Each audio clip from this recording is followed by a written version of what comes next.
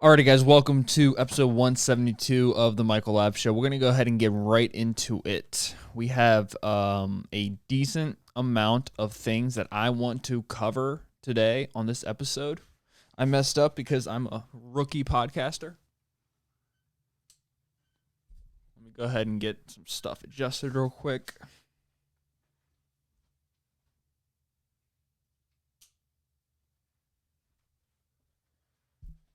Alrighty, is that better? Sorry about that dead silence. I know that's super unprofessional, but, what are you going to do? I'm unprofessional. I'm definitely not the pro of the podcasting world, nor do I ever say that I am. But let's get right into it. So there's been a lot happening. I feel like the world is starting to open up, and the reason why I say that, well, the world has been opening up for a while, but I can feel an optimism in the world. But before we get into that, let's get into finances, because my podcast seems like all it is nowadays is me talking about money, because I find it to be the most important thing in people's lives, and there's multiple reasons for that. There's two main ones. You either have control of your finances, therefore you understand the importance of it and it becomes very important, or B, you don't have control of your finances, it takes over your life and it becomes very important for you to build up the things you need to do to get a healthy level of finances. So on either side of the wall, you're looking to increase your wealth, or to get to even have wealth, or to maintain your wealth. And this is not a financial podcast. This is not me giving out advice. I'm not a financial expert, nor do I claim to be, nor do I act like I am. Or maybe I guess sometimes I do, since I have a lot of topics on it. But all this is just what I do. This is not advice. And I really want to stress this enough. I feel like I can't stress this enough, even though I feel like I'm talking about it all the time. And it's people, if you're at an age right now where you don't have an incredible amount of responsibilities, and essentially all that means is a family. Like up until the point where somebody else's life doesn't depend on you, I truly believe it is extremely important for you to create a level of wealth for yourself, so when the time comes, you have the ability to care for other people. And I find so many people, especially my age, they don't do this. They don't find the level of, they don't see the true value of finances until later on in life. Until they realize, oh crap, I need this, or oh crap, I should have set up this, or oh man, I don't know this. I've never paid my taxes. I don't know how to pay my taxes. I don't have any investments. I don't have any savings. I don't have this. I don't have that. I think it's really important for people to do a few things. I think you need to let your money. Do I just sound like an Instagram page, like one of those super motivating like Instagram finance pages? It's not my goal here. My goal is to actually just be very honest with people. I've been having a lot of conversations with people that are my friends, and we always end up talking. It's funny because as much as I care about my own finances, and as much as I care about bettering myself in that world of wealth, what gets me the most is seeing people that I know personally in my life who just turn a blind eye to what they're doing. It's like, I'm trying to think of a good analogy. I guess the only analogy I can think of is the one I used to do. So back when I was working at a restaurant, I would make cash tips. And when I was at the restaurant, I was making the most money I've ever made in my life, even probably up to this point. But what I mean is, I was making the most money in my life in the sense I was trading my time for money. Now I'm making the most money in my life, not trading just time. I'm trading money to make more money. You know what I mean? Like the exchanges are different. Money is higher, but the exchange is the thing being traded is not what it used to be. It used to just be time. Time would give me money. It is not like that anymore. And I think you have to elevate yourself. You can't just go through your whole life trading time for income, because the truth is there's not enough time for you to have a comfortable income. There's only a few positions where you can make a comfortable living just off an income alone. You have to have other means of income to be comfortable in your life. And you can't start putting locks on yourself too early. And I think a lot of the locks are college debt can be one of them. Spending too much time in college, wasting your time, like me. Not anymore though. I'm dedicated. I'm going to get through this school thing. I'm going to get my business degree, and I'm going to get a job. I'm going to do that because I'm excited about that. But I think what really bothers me the most is when it doesn't even bother me. It's not that I go to bed like losing sleep over it, but I just care about people.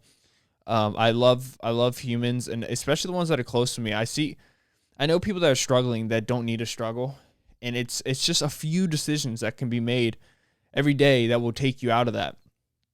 If you save an extra $100 a week, $100 a month, and you put that into like the S&P, or even if you do like more riskier trading, or even if you put it into like a money market, or maybe even if you look for other means of getting assets, you can take those extra $100, cut off. Don't buy yourself a new pair of shoes. Don't get yourself that cup of coffee. I know it's a stupid analogy, but if you get coffee 5 days a week, your average Starbucks coffee, let's just be super conservative and say it's $250 times 5 times 52. That's $650. If you just put $650 in the S&P, over time it's going to make you hundreds of thousands of dollars. And it's just simple things like that. And I don't think it's that people don't want to do it. I think it's people just simply don't know it. You would be amazed about how many times I contact people, or I literally tell people, hey man, you should need to do this. And it's not to like blow up their spot, but just be like, hey man, like I care about you. I want you to do better in the future. Like I'm not trying to play God. I'm just trying to assist. I want to help. I want to help people. I do. I want to help people. That's why I have the podcast, obviously. But it's really fascinating to see what's going on in the world of finances right now. It seems like banks are slowly becoming not a thing of the past. They're not ever going to be a thing of the past because people have billions of loans through them. They people keep the money in them. Like you need a bank, right? You need a savings account. You need all that good stuff. But what's really fascinating, what's happening right now in the world of finances, is a lot of these apps that were originally just apps are becoming means of real financial transactions, real investment opportunities. And when you see companies like Square, so Square is a company owned by the same guy who owns Twitter, Jack Dorsey. It's an investment that I missed out on like an absolute idiot. I invested it back in June. I think it's up 200% since then. Dumbass here sold it for a quick like 20% gain, but this was it's not one of my happier moves that I ever made in the world of trading. And since then, I'm a much more conservative trader. Like I only hold a few options. I'm holding one option right now that's pretty risky. I'm holding an option right now where I'm basically betting against the stock market, which is counterintuitive, but I think I've brought it up many times here on the show. I've talked about it. I do think inflation is like gonna go through the roof. I just saw a stat on Instagram. Some Bloomberg. It was a $2.6 trillion has been saved during the lockdown. $2.6 trillion. That's a lot of money. That's a lot of money that I think once the economies start opening back up, Texas and Mississippi, I think you're going to see a floodgates of cash in the economy. And I do think it's going to be a bumpy ride for a little bit. So I went ahead and bought a security that does well during times of recessions, economic or market crashes. It's kind of counterintuitive, right? Because I enjoy the U.S. market doing well because it makes me money. But if you can leverage a situation where you can bet against the market in a weird way, you can make money. It sounds dirty for me saying, like, oh, I almost want the market to fail because then I can cash out with the security I have. But I don't know. I don't know. I think that's okay. Like if you feel like you have the keys, you know the secret. I don't know. Screw it. Let it happen. Let it rip. But these companies like Square just became a bank. They literally just became backed by FDIC. Square's bank is open for business. Now what? I don't know what that means for the future, but I do know that a lot of these huge the Utah Department of Financial Institutes report that the state-chartered industrial bank is subjected to the same regulatory oversight as Utah Center Commercial Bank. This is the 16th. Square gets a bank. Square's state-chartered industrial bank, Square Financial Services, is up and running in Utah. The financial services arm will offer banking services such as deposits, according to releases. The initial forays will focus on the servicing the company's networks of small businesses that are already operating in Square's payment processing system platform. This is the 16th FDIC-insured industrial bank operating in Utah, and it's the second de novo industrial bank operating in the state, according to a Square release emailed this week to payments. It's just fascinating. Like, the banking system seems like something that is old, right? It seems like it was founded at the same time the four founders of the country were founded. It's like, these Wells Fargos, these JP Morgan, Chase, these like old banks, American Federal, like they've been around so long. And to see these app companies like PayPal, which I think they might be, I'm not too sure, but I know Square is, and I know PayPal definitely will become. They're becoming these places where money is being stored and used to invest and transactions are being taken upon them. And the other thing I think a lot of people are missing is that Square is the same company that invests a lot of money in Bitcoin. They bought a lot of Bitcoin. And I see that correlation, and I know people are going to say this and that about Bitcoin. But I want you to remember one thing, that these companies aren't dumb. Like, these companies aren't out there trying to lose money. If they're going to invest in something, they're investing in something for multiple reasons. And the number one reason is to, A, raise capital, or B, to make money. Jack Dorsey's not an idiot. The dude has been around the block. The dude owns Twitter, one of the biggest international social media platforms in the whole world. One of the biggest news outlets in the whole world. He's not a dummy. He knows what he's doing. And I think people don't want to admit that, but he knows what he's doing. It's going to be fascinating to see how this affects the market. I think it's going to affect it for a positive. That's just my personal opinion. But I'm also a big Square. I love Square. I love what they do. I think they're a great company, ran by a great CEO, great owner. So that's that. But let's get into the other news going on in this world. I'm gonna say something that is gonna ruffle a lot of feathers. It's also something that I may not be 100% on. I may not be. This is not fully thought out. I'm just kind of saying a lot of this for the shock factor, which I know I shouldn't always just say things for the shock factor, but Texas and Mississippi are reopening the entire states 100% full capacity. Everything, gyms, restaurants, bars, movie theaters, everything's 100% capacity. Which I was shocked by. I wasn't shocked. If it was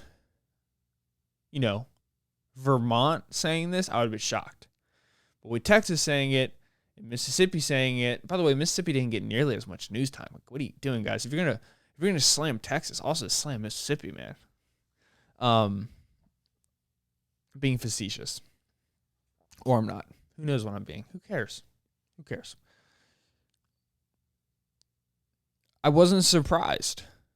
100% full capacity is like, yeah. I mean, I don't. And also the other thing was he's not enforcing the mask mandate. They're restricted, which is fine, right? So okay, let me just gather my thoughts. So, but the first thing I want to say is first thing I want to say is I like the decision. I understand why the decision was made.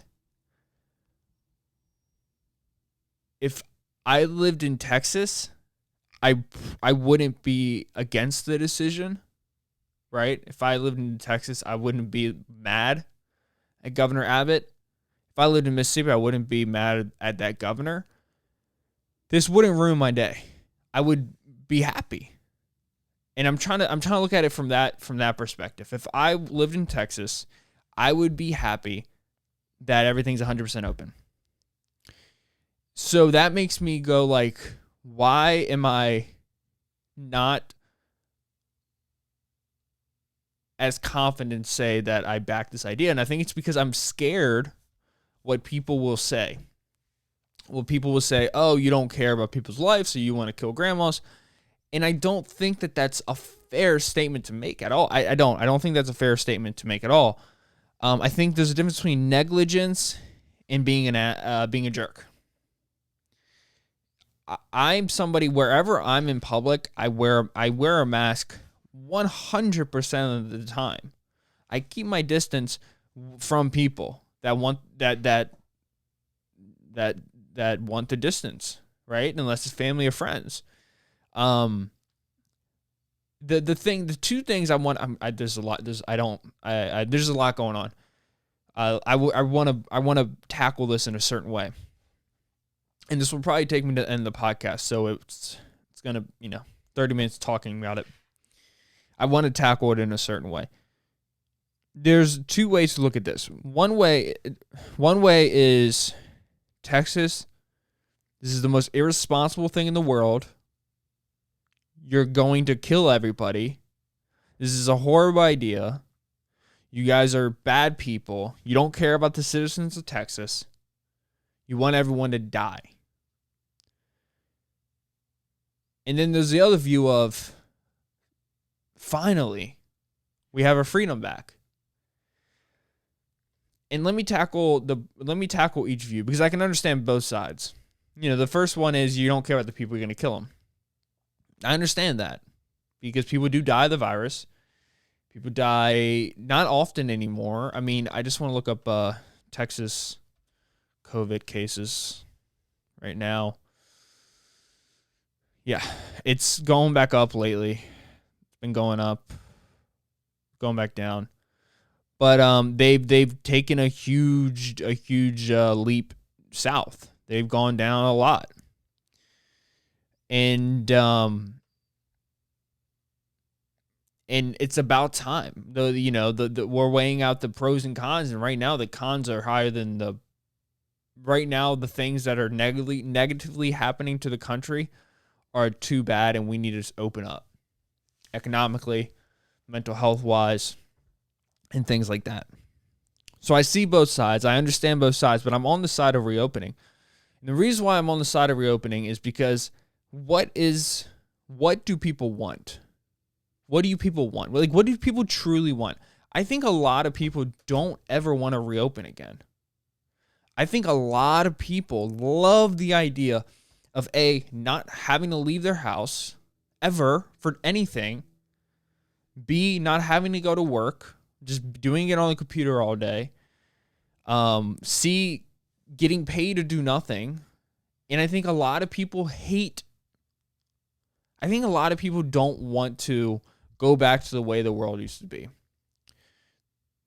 They want to be protected by the government. They don't want to go back in the world where you actually have to get out there and make things happen for yourself. I think a lot of people are scared out of the mind about that. And I think COVID can be used as a great excuse for not reopening. But what do you want? Do you want to never reopen again? I think I might be thinking the wrong way, but in my opinion, the goal should be to reopen. The goal should be to reopen 100% in 50 states, in all of our territories, in the entire world. 100% we should be fully open eventually. But when is that eventually? When do we do that? Do we do it when there's 0 cases of coronavirus? Or do we do it when they're going down? And I don't think I don't know, like the idea of doing it when there's 0 cases seems impossible, right? If we accept that this virus is a virus, people are going to continuously get it. But the scary thing is that we didn't know what it was. We had no idea what it was. We know what it is. We know who's susceptible to die if they get it. We kind of know how it travels. We kind of know who gets it and who should not get it. And we also know the age group. We know the underlying health conditions that cause people to struggle with the most. A lot of people have had it. A lot of people are getting vaccine, maybe not as fast as they want to. So why can't we just start opening things up? Maybe Texas shouldn't have just gone full on 100%, but also Texas. Are you shocked by this? Are you shocked by them going full, balls to the wall? Let's just get started. This is Texas. Now, what if it works out? What if it works out? Because the thing is that I'm worried about is all these states that were once the states to be in are literally have done a 180. In the states like Texas and Florida, a lot of people are moving to. Why? Because what people don't like, what most people don't like is they don't like being told that they can't do something when they know it's not as bad as they're projecting it to be. Does that make sense? Like, there was a point where everyone, we'll stay inside. Like, we'll do this. We don't want to spread. We don't want to kill people. But then literally the year went by and we're like, wait a second here. Like, I know people in my life who've recently been laid off of a job where they've been at for decades. And the reason why is probably because the business couldn't bring in money because of these 50% capacity rules. And it's like, when do we open up? When do we open up? Do we open up when everybody's happy? Do we open up when we completely eradicated the disease? Or do we open up when we know we have a legit vaccine that works? A lot of people have had it. We know who can get sick and die. We protect those. No one's telling you that you don't have to wear a mask. When he lifted the mask mandate, you can still wear a mask. You don't have to not wear a mask. You can wear a mask. And I think, I don't know, I guess I'm kind of on my own island in this world, but I do think people need to take a lot more self-responsibility for what they do. If it's, hey man, you want to kill, you don't care, you're just going to kill your grandma, hey dude, don't go around your grandma. That's not my fault. Like, I truly believe that people need to take more responsibility here. I'm happy they open. I'm excited for, I don't know. I guess a lot of people look at it and they're like pissed, but for me, like, what's the goal? Do you not want to open back up? Like, seriously, if you're mad at this decision, are you mad because we're opening back up and potentially your life will change and you might become a loser like you were? But in this time, you're not a loser because it's easy to blend in with everybody else? Or is it you are actually scared for your life? Like, I don't know.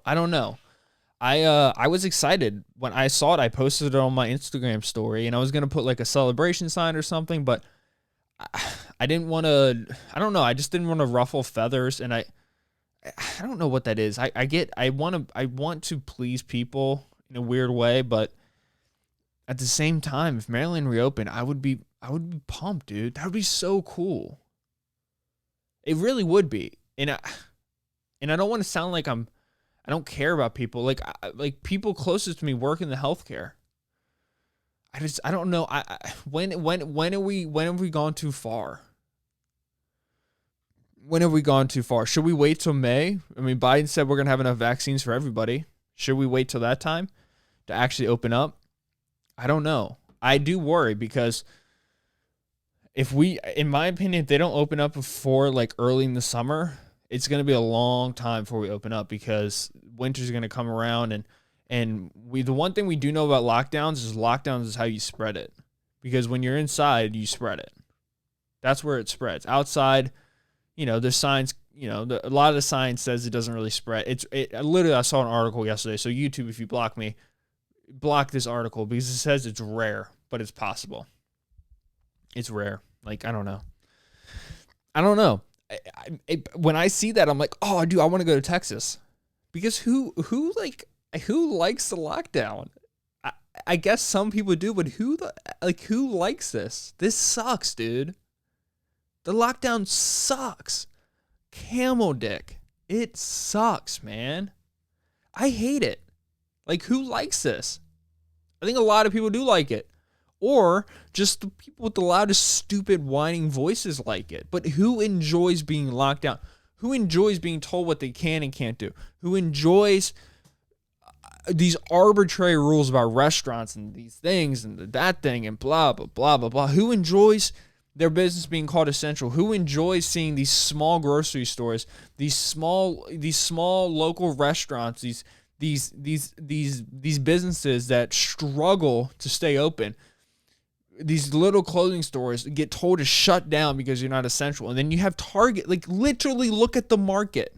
Target has they did more sales, I think, and I don't know what the number was. It was something crazy. Let me pull it up here. This is the stuff that drives me crazy. Target sales grew more in the last year than in the last 11 years combined. Think about that. Think about that for a second. And it's not just Target. It's Walmart. It's Amazon. It's Apple. It's these tech companies. They don't want to open back up because if you open back up, what I just read right there, a record-breaking 1 year sales that beat 11 years combined, it won't happen again. It won't ever happen again if we open up. And I don't know how that makes you feel. These same people who are anti-capitalism want to be shut down forever. They want to stay home all day, but not realizing, hey, dude, hey, man, hey, listen here. You're supporting capitalism by doing that. And what's worse is you're supporting the tip top of the mountain. The people that you hate, the billionaires that you hate, these people like Elizabeth Warren that want to give these billionaires ultra rich taxes. These people are running these corporations that thrive off of you being shut down. So by you being shut down and being complacent to that, they're making more money. Do you not see that correlation? Are people just that dumb to not see that correlation right there? The Walton family has become billions of dollars richer. Tim Cook has become billions of dollars richer. Elon Musk, billions. Jeff Bezos, billions. I'm talking hundreds of % in the last year. And people don't realize this. People don't realize this. I don't understand how you can't wrap your mind around this. That the longer we stay shut down, the things that a lot of people who support being shut down, the things that you don't like are going to continue to happen. They're going to continue to happen. You don't like billionaires. A lot of people don't like billionaires. Well, guess what? Guess why billionaires get richer? When people use the platforms. And guess what happens during the lockdown? You had to use their platforms because nobody else could use anything else because everything else was told to shut down because you weren't essential. But since Target and Walmart and Amazon, they have these huge unions that pay these politicians. Like, am I crazy here? Do I just care too much? Or do people just look by this thing? Do people say things and just put it out there and then they just kind of look by everything else that comes along with that statement? Like, do people not realize that Target and Walmart and Amazon, these these places, they literally fund politicians, whole organizations. They give them billions of dollars. So what is Joe Biden going to go up there and say? No, we got to shut down Walmart. Can't do that. They paid you to get there. You can't do that. Target, nope, you stay open. Wait, but all the other little mom and pop stores had to shut down? Huh. That doesn't make sense. And also, get this. If you're not a Texan, shut up. I'm not a Texan, so I should shut up. But, like, what are you complaining about? Your state's still shut down. You're still over here wearing 2 masks, even though there's no science to show that it actually works. I don't know. Maybe I'm insensitive and I'm a bad person. My heart rate's up. See, maybe that's it. Maybe I'm just a bad person.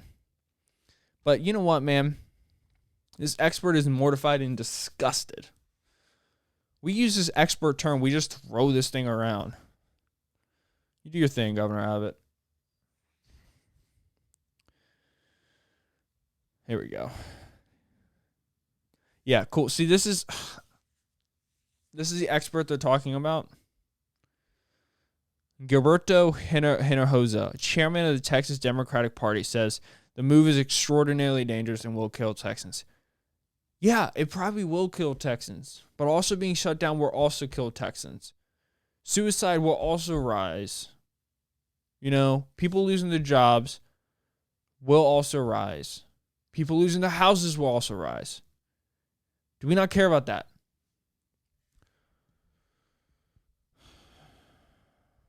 I don't know. It's a complicated matter. Don't get me wrong. It's complicated. It's not easy. It's hard. But I think there has to be a point where you open up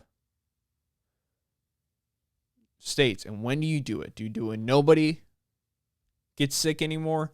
Or do you do it when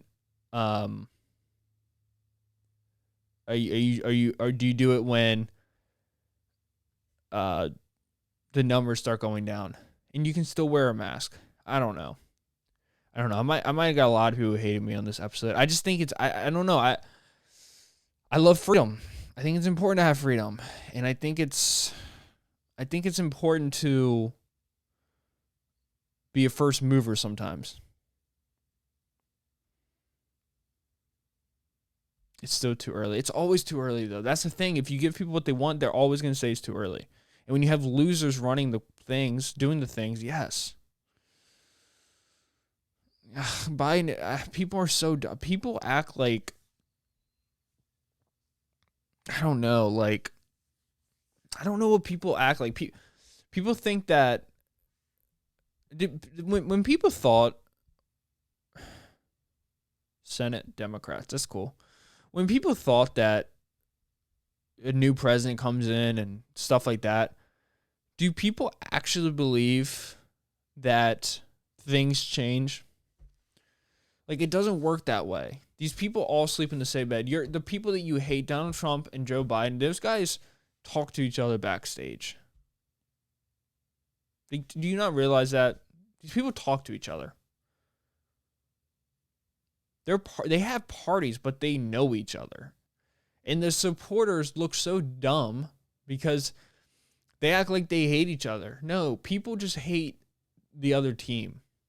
But the team leaders like each other. Michigan National Guard members complain of undercooked, contaminated meals while in D.C. What does that even mean? What does that even mean? Are we mad at the chefs? What are you doing, National Guard?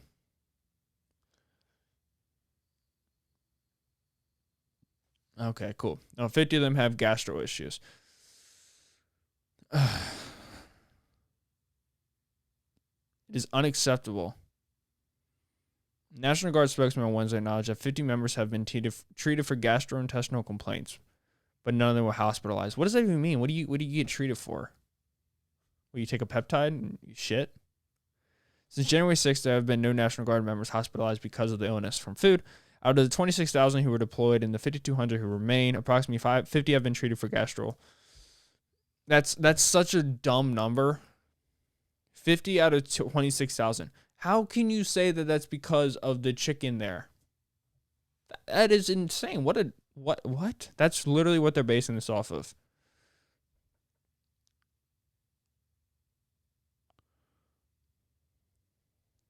Yeah, okay, cool. So Macy's, Kroger's, and Target still say you have to wear a mask. See, now that's going to cause an issue. That's going to cause an issue. Oh, that's going to cause a big issue. Oh, crap. Sorry, Target. Sorry, Kroger. Sorry, guys. You guys are going to have to deal with a lot of assholes. 26,000 people divided by 50.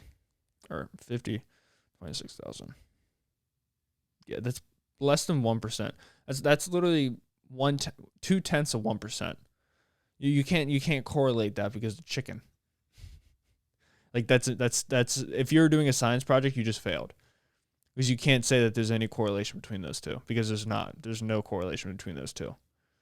It just doesn't exist. I don't know, man.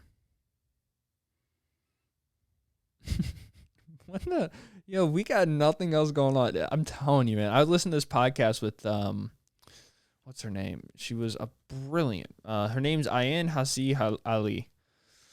Asan Hirsi Ali. She wrote a book called Heretic, which was really popular. Then she wrote a book called Prey, Immigration, Islam, and the Erosion of Women's Rights. She was just on Joe Rogan's podcast, and she's an immigrant. She's a refugee from Somalia, lived in Kenya and Ethiopia and these countries, and she talks about the reality of life in these other countries. And it just makes me think, like, these people come here to this country expecting like a strong country and people, and then they listen to some of the things we bitch and complain about. And it's like, well, really? That's what we're complaining about? We're complaining about chicken? Chicken. Yeah, chicken? Cool. I don't know. I don't know, man. Maybe it's just... But I do want my vaccine. It should be... he said by May 1st, J&J will be out for everybody.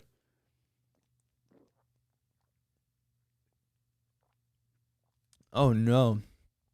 That's not good.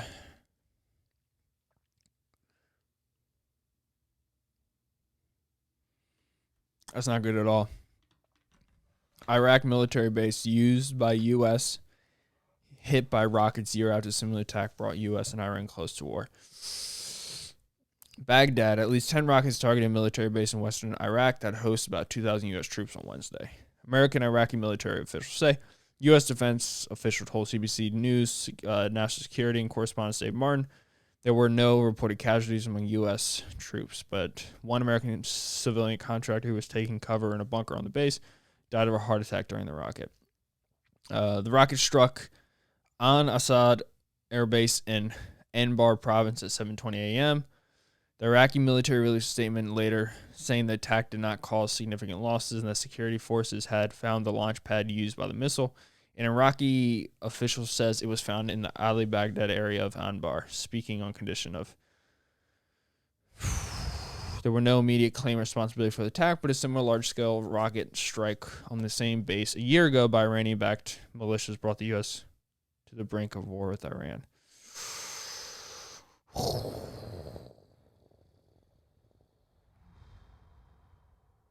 God. That's not good. That's not good.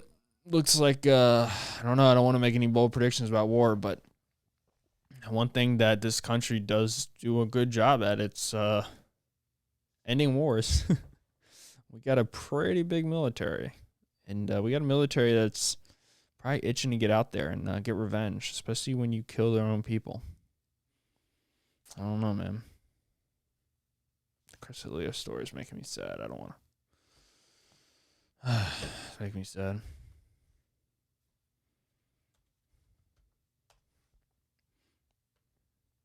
Making me sad. They're going to crush Joe Rogan in his latest podcast. You got to watch it, though, and actually do some research for yourself. It was really good with that girl. I'm gonna read her books definitely. Jordan Peterson just came out with a book. I'm talk about that next week when I probably read it or start reading it. 8 minutes to send pictures. God, they're bringing down Dustin Poirier. That's hilarious.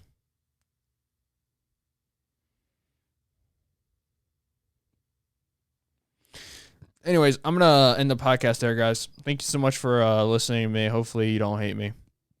Or if you do hate me, I apologize, but that's just my thoughts. So, I don't know. Thank you guys so much for listening. I'll catch you guys in episode 172 of the Michael Lab Show. Peace out.